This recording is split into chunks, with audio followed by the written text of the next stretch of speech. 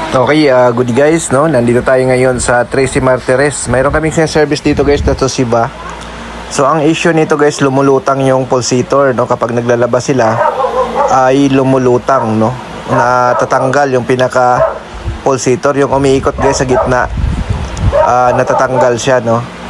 So ito guys, natatanggal siya. So napansin namin guys, wala na siyang, yung roscas niya wala na. No, so pag wala na kasi yung roscas guys ay lulutang talaga yan. No, so dapat guys mayroong roscas, no. So kailangan siya palitan, no, kapag nasira yan. So ngayon ang isa sa mga cause niyan guys, yung overload, no, yung sobrang bigat na load, yun ang nakakasira diyan. So wag niyo pong i-overload ang mga itong model, lalo na yung Toshiba.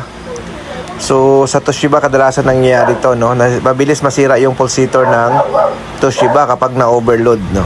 So yan, so ito nga guys, ang gagawin namin ay papalitan namin siya ng bago, no. So bago nyo guys ilagay, linisin nyo muna yung pinaka-roscas ng gearbox kasi mahirapan kayo guys magkabit kapag hindi nyo siya hindi nyo nalinis yung roscas, no. Kasi once na nasira na kasi yung luma, minsan nandyan naiwan yung mga plastic, no, ng roscas doon sa pulsator na luma. So linisin nyo lang para may salpak nyo siya ng maayos, no. So yun.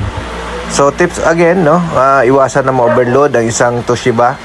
Kadalasan guys sa 7.5 kg na Toshiba ay ganito ang nangyayari, no. Lumulutang yung pinaka pulsator kapag na overload, mabilis siyang masira. So yun, no. So kung gusto nyo guys ng parts na yan, available din sa amin yan, no. Pwede kayong mag-order sa amin. So yun, no. Kaso ang pagkabit niyan guys, pag bago yan, medyo matigas yan, no. Kailangan nyo linisin yung pinaka roscas. So ayan, so okay na, nakabit na natin at tinetesting na natin guys. So working na, ayan, okay na siya, no. So yun, okay, thank you, bye bye.